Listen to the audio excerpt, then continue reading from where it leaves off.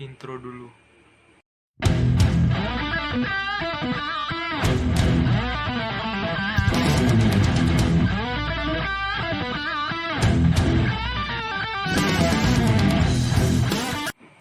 Assalamualaikum warahmatullahi wabarakatuh. Salam sejahtera untuk kita semua. Apa kabar teman-teman? Semoga teman-teman selalu berada dalam keadaan sehat walafiat. Dan walaupun masih masa pandemi seperti ini, semoga teman-teman tidak mengurungkan niat teman-teman untuk terus belajar. Nah, sebelum itu saya ingin memperkenalkan diri dulu. Perkenalkan, nama saya Agung Maulana. Saya tidak sendiri, saya ditemani oleh 3 rekan saya, yaitu Vera Widiawati, Mutiara Rahmadani Putri, dan juga Vanessa Dwi Ananda. Kami merupakan mahasiswa-mahasiswi dari Program Studi Bimbingan dan Konseling Fakultas Keguruan dan Ilmu Pendidikan Universitas Sriwijaya. Dan kami tergabung di dalam kelompok mata kuliah Psikologi Orang Dewasa. Nah, kami akan memberikan ilmu kepada teman-teman melalui video-video yang kami buat, yaitu yang bersangkutan dengan psikologi orang dewasa. Dan pastikan teman-teman untuk menonton video-video yang akan kami upload. Nah, tanpa berlama-lama lagi, mari kita saksikan videonya. Baiklah, saya akan membahas yaitu penyesuaian dengan pasangan.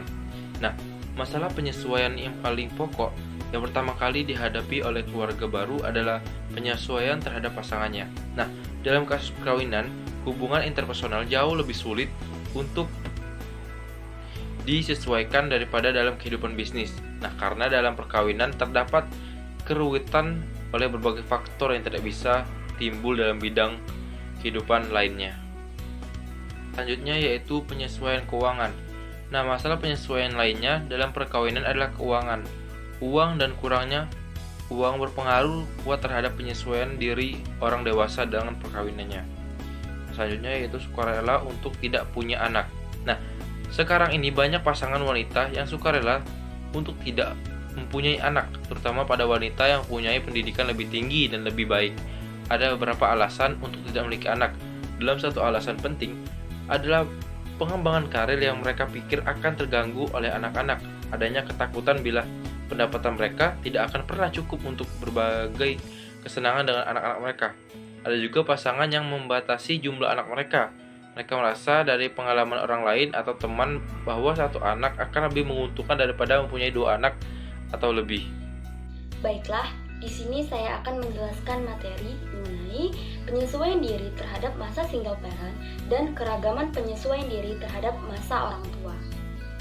Nah, untuk pembahasan pertama, saya akan menjelaskan mengenai penyesuaian diri terhadap masa single parent. Nah, menurut Suhendi, keluarga adalah suatu kelompok yang terdiri dari 2 orang ataupun lebih yang direkat oleh ikatan darah, yaitu perkawinan. Nah, dalam pernikahan, jika terjadi sesuatu dengan pernikahan tersebut, maka akan timbul masalah-masalah yang harus dihadapi, baik oleh pasangan yang bercerai maupun anak-anak, serta masyarakat di wilayah terjadinya perceraian. Nah, setelah bercerai, status seorang istri berubah menjadi berstatus janda, dan begitu pula dengan seorang laki-laki yang tanpa memiliki istri berubah status menjadi duda.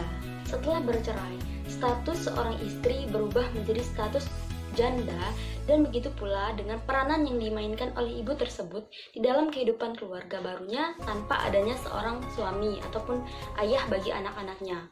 Hal ini mengakibatkan ibu tersebut harus melakukan penyesuaian diri kembali dengan perannya yang baru terhadap lingkungan keluarga dan masyarakat sekitarnya. Nah, penyesuaian diri ini menunjuk pada keberhasilan individu memainkan peranannya untuk melakukan hubungan dengan orang lain, keluarga, dan memperlihatkan sikap serta tingkah laku yang menyenangkan. Tiap orang pasti menginginkan keluarga yang harmonis, di mana setiap anggota-anggota dari keluarga tersebut saling mengasihi, saling menyayangi, saling mendukung, dan saling memberikan support. Tetapi tidak bisa dipungkiri bahwa hingga detik ini, angka perceraian di Indonesia masih tinggi. Sebuah perceraian merupakan kulminasi dari penyesuaian perkawinan yang buruk dan terjadi bila antara suami dan istri sudah tidak mampu lagi mencari cara penyelesaian atas permasalahan-permasalahan yang mereka hadapi. Sebagai single parent, mereka harus bisa mengenyam tugas ganda sebagai orang tua tunggal tentunya bagi anak-anak mereka, terutama dalam menghidupi anak-anaknya, dalam menentukan karir anaknya, begitupun juga dengan mempertahankan eksistensinya dalam menjalani kehidupan. Tidak jarang seseorang yang menjadi seorang single parent, mereka bekerja lebih giat, lebih ekstra, dan lebih bersemangat lagi dalam bekerja demi menghidupi anak-anaknya, demi mempertahankan kehidupannya, demi mempertahankan eksistensinya menjalani kehidupan. Dan tak jarang pula seseorang yang menjadi single parent memiliki perasaan dan jiwa yang kuat dalam menghadapi kehidupan, karena kebanyakan seseorang atau seorang yang single parent memiliki tujuan untuk membahagiakan anaknya terlebih dahulu daripada membahagiakan dirinya sendiri. Itulah mengapa bagi sebagian orang yang mengalami masa single parent ini atau menjadi seorang orang tua tunggal, mereka cenderung lebih memfokuskan diri pada pekerjaan, pada kebahagiaan anaknya, dan tidak jarang mereka sedikit sekali memikirkan kebahagiaan mereka sendiri. Terlebih lagi jika seseorang tersebut memiliki anak lebih dari satu. Nah, untuk pembahasan berikutnya yaitu mengenai keragaman penyesuaian diri terhadap masa orang tua atau masa usia lanjut. Lanjut usia adalah periode penutup dalam rentang kehidupan individu, yaitu suatu periode di mana individu telah beranjak jauh dari periode terdahulu yang lebih menyenangkan atau beranjak dari waktu yang penuh dengan manfaat yang dimulai pada usia 60-an. Pada masa usia lanjut, terdapat perubahan-perubahan yang dialami pada masa usia lanjut atau masa usia orang tua. Nah, yang pertama yaitu perubahan fisik. Sebagian besar, perubahan kondisi fisik pada usia lanjut terjadi ke arah yang memburuk, di mana proses dan kecepatannya sangat berbeda untuk masing-masing individu, meskipun usia individu tersebut sama.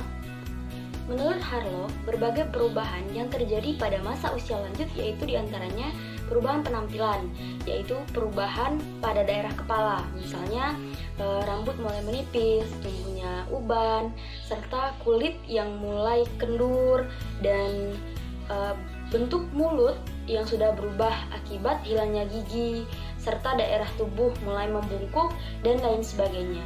Baiklah, sekian penjelasan dari saya ucapkan terima kasih. Baiklah, di sini saya akan menjelaskan tentang macam-macam bahaya penyesuaian diri pada masa dewasa. Yang pertama adalah bahaya penyesuaian karir. Jenis dan macam bahaya yang timbul dalam proses penyesuaian terhadap karir pada masa dewasa ini diantaranya adalah 1. Kegagalan dalam mencapai cita-cita awal. Yang kedua, pengangguran atau pengangguran ini disebabkan oleh tidak diterima bekerja lagi di dalam suatu instansi atau tempat pekerjaan lain. Yang ketiga, perasaan terperangkap. Banyak pekerja media yang merasa tidak bahagia dalam kerjanya karena mereka merasa terperangkap dan mereka merasa tidak dapat untuk membebaskan diri sendiri. Nah, hal itu berlanjut pada masa pensiun mereka. Yang kedua adalah bahaya perkawinan atau dampak dari kawin muda. Menurut data yang dipublikasikan oleh Fakultas Kesehatan Masyarakat Universitas Airlangga, persentase orang yang nikah muda di Indonesia masih tergolong sangat tinggi, yaitu menduduki peringkat 37 di dunia dan tertinggi nomor 2 di ASEAN setelah Kamboja. Lantas, apa saja dampak dari hal ini? Tentu saja nikah muda biasanya masih kurang dalam hal persiapan dan itu akan menyebabkan berbagai permasalahan ke depannya. Dan biasanya nikah muda ini sangat banyak merugikan kaum perempuan, seperti wanita sering mengalami kekerasan dalam rumah tangga. Dampak dari nikah muda ini sendiri dirasakan putus sekolah, dan jika hamil, perempuan rentan sekali mengalami komplikasi kehamilan, misalnya keguguran, pendarahan, Bahkan resiko yang paling tinggi adalah kematian bagi ibu itu sendiri. Selanjutnya kita beralih kepada bahaya perceraian. Nah, apa saja dampak dari perceraian ini? Tentu saja yang pertama adalah anak yang akan menjadi korban.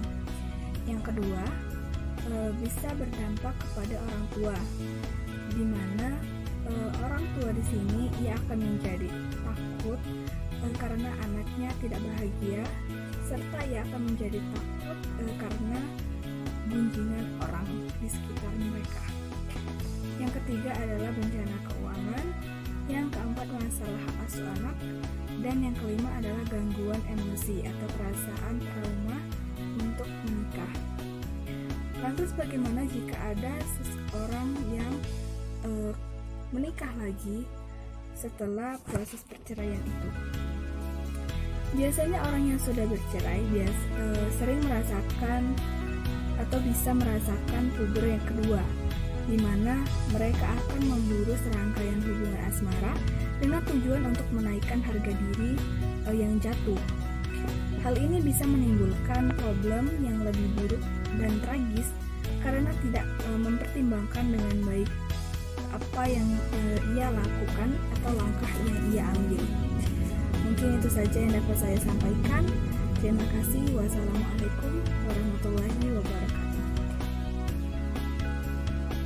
Baiklah, saya akan menjelaskan tentang keberhasilan dalam penyesuaian diri. Penyesuaian diri adalah kemampuan seseorang untuk hidup dan bergaul secara wajar terhadap lingkungannya, sehingga ia merasa puas dengan dirinya dan lingkungannya. Ada istilah menyesuaikan diri terhadap diri sendiri, dan jika dipahami, istilah ini mudah untuk dikerjakan. Padahal banyak individu yang tidak mampu menyesuaikan dirinya dengan diri sendiri.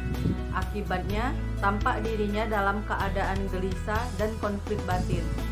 Kegagalan dalam penyesuaian diri dapat disebabkan oleh adanya faktor-faktor pengalaman terdahulu yang pernah dialami oleh individu.